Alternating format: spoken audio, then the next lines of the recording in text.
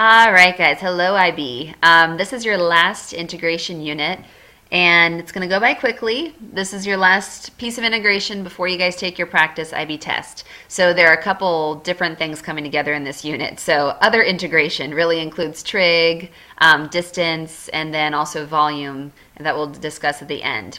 So our first day, though, we're just going to be talking about applications. What we already know is that we know that motion in a straight line has a velocity, has an acceleration, and we can also find distance using our original equation, right? So a few pieces of notation that we know.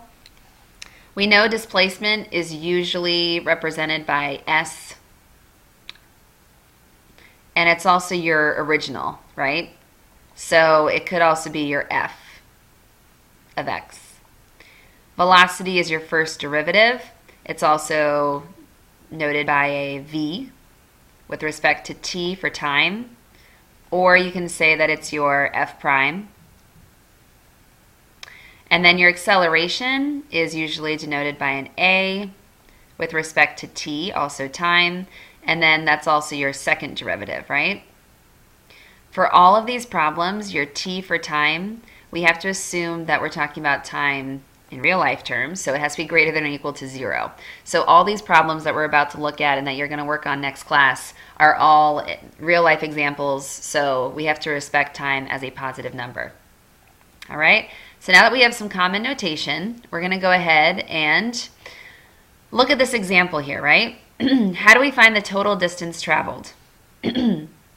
Well, first things first, anytime that we are talking about distance being traveled and directions of any kind of moving object, we have to consider if the object moved or changed directions. So let's say we have an object that goes this way and then changes its mind and goes this way. Well, if I look at displacement, right, I started here and ended here. So I actually wasn't displaced very far. But if I think of how far this object traveled, if I'm the object, I would have walked all the way down here and then also back some. So I would have to add up that entire distance. And that's quite a different number than if I just think about how far I was displaced from beginning to end. So those are two different words that we're going to be playing with what those mean throughout this lesson. And you guys will hopefully have a clear idea by the end. All right, so to find our directional changes, we're going to set our velocity equal to 0. Which means I'm going to take t minus 3 and set it equal to 0, which means that we do have a direction change at 3 seconds.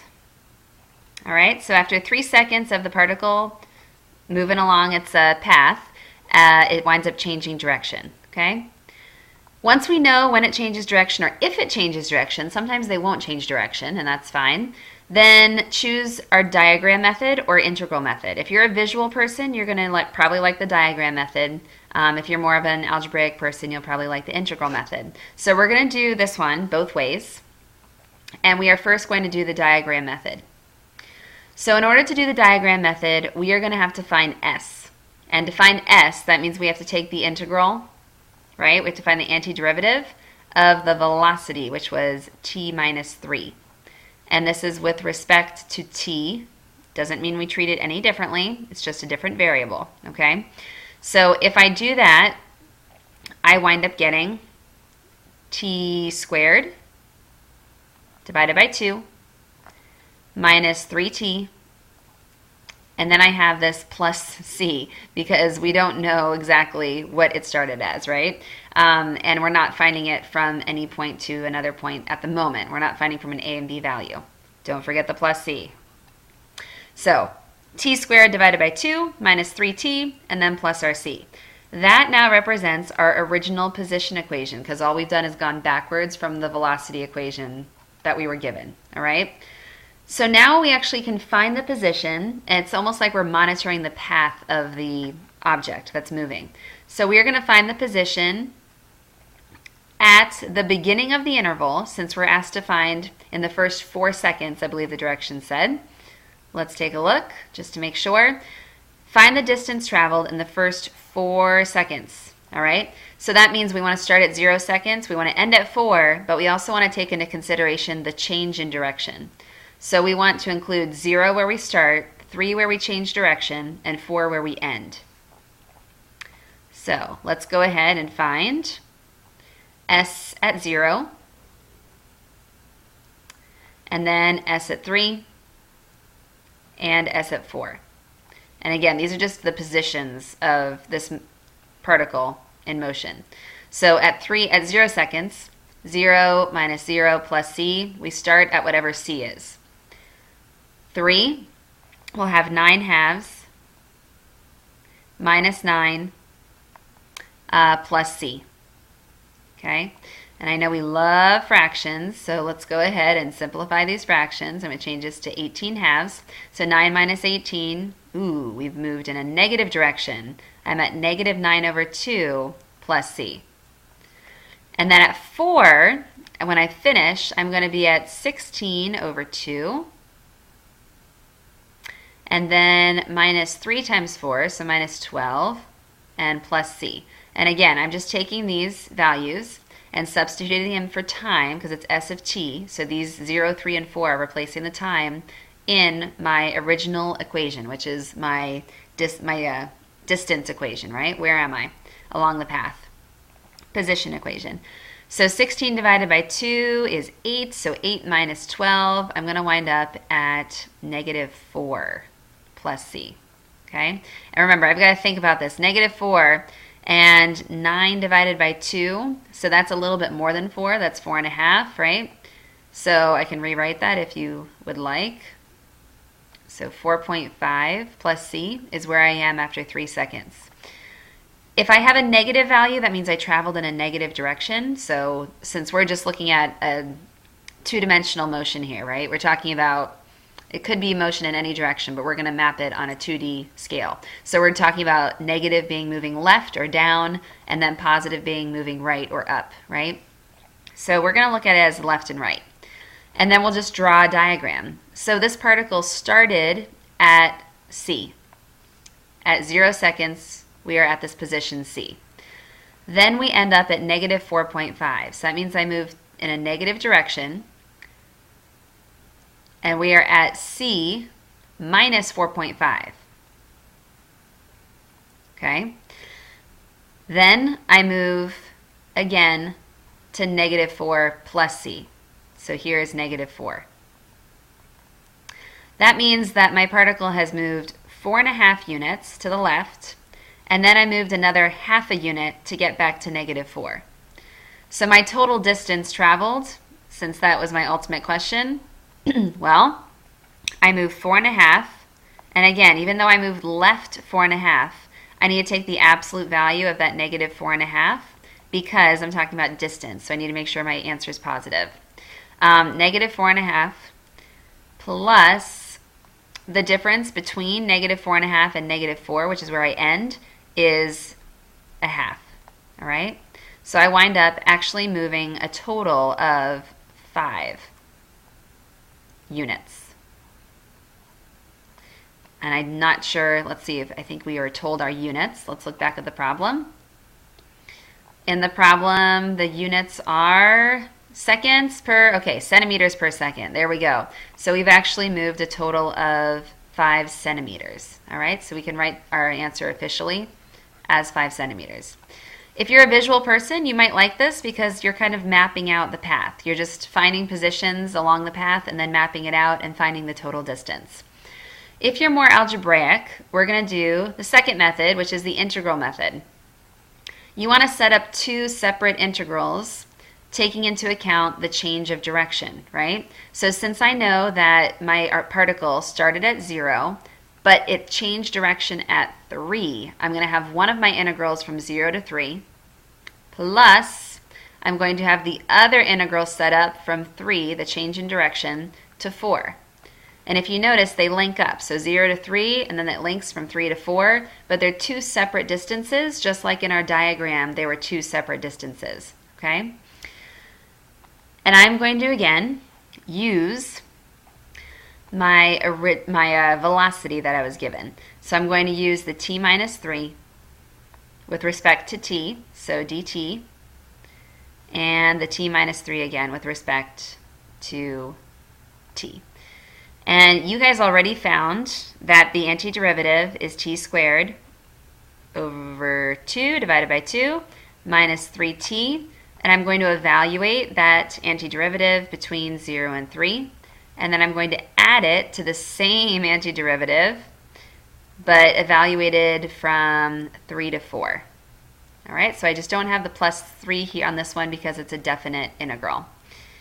And if you think about it, this is really doing the exact same math that we were just doing in the diagram. It's just separating it out for us and doing it algebraically. So I've got my 3. I have 9 over 2 minus 9. And then that's when I substitute 3 for t minus, if I substitute 0 for t, I just get 0. So plus, I'm going to substitute 4. So again, I get 16 divided by 2 minus 12. Whoa. All right, you guys can try this on your own while I'm fixing that. And then I want to make sure I subtract 9 divided by 2 minus 9. All right, so 3 squared divided by 2 minus 3 times 3, 9. So again, I'm going to find my common denominator. And 9 over 2 minus 18 over 2 is negative 9 divided by 2. Plus, I'm going to go ahead and add in 8 minus 12 is negative 4. All right. Minus, okay, over here I've got these two. I have 9 minus 18, so that is negative 9 divided by 2, which really is going to make that a positive 9 halves. All right, so now I have this negative 9 halves, and then I have plus 9 halves, and then I have the negative 4 and plus 9 halves.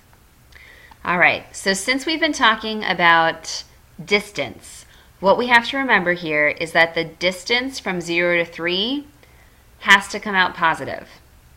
The distance from 3 to 4 has to come out positive.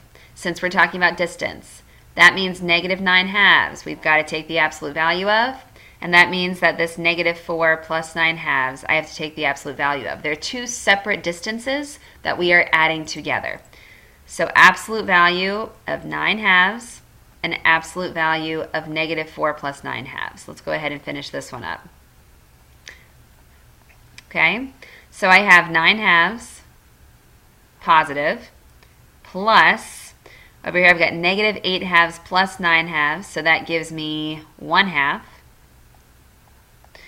Now I have a total of 10 halves, which is the same 5 centimeters that we got when we did this with the visual approach. Okay, so 5 centimeters is our total distance, and when we look back, that was the same 5 centimeters that we got when we mapped the travel. So either we find the antiderivative and then wind up mapping the motion of the particle by finding the original position, the change in direction position, and the ending position, or we wind up setting up 2 separate integrals and then adding those distances together. Whichever way you would like to do it is fine. You guys can choose, not a problem. So to get back to the question that I started with, what's the difference between total distance traveled and displacement? If we did not separate our integrals into these 2 separate pieces, and if we didn't take into consideration that our answer had to be positive, we would have canceled out some of the distance. And when you cancel out some of the distance, you wind up just going from point A to B, so from start to finish, which is what we were talking about at the beginning, instead of adding in the whole distance along the path. So when we're discussing displacement, that's really what an integral does. Displacement is really what the integral does if you don't take into consideration where you start and then also where you change directions. When you think about distance traveled, we have to add in those changes in direction, and we get a total number of all the centimeters along the path for our example. All right? And that's it. If we found the displacement only of the same moving object, that means that we would have set it up just from 0 to 4, and we would not have wound up taking in the 3 seconds, which is where the change in direction was, and that would give us an entirely different answer. Okay? Try it out, and we'll see you next time.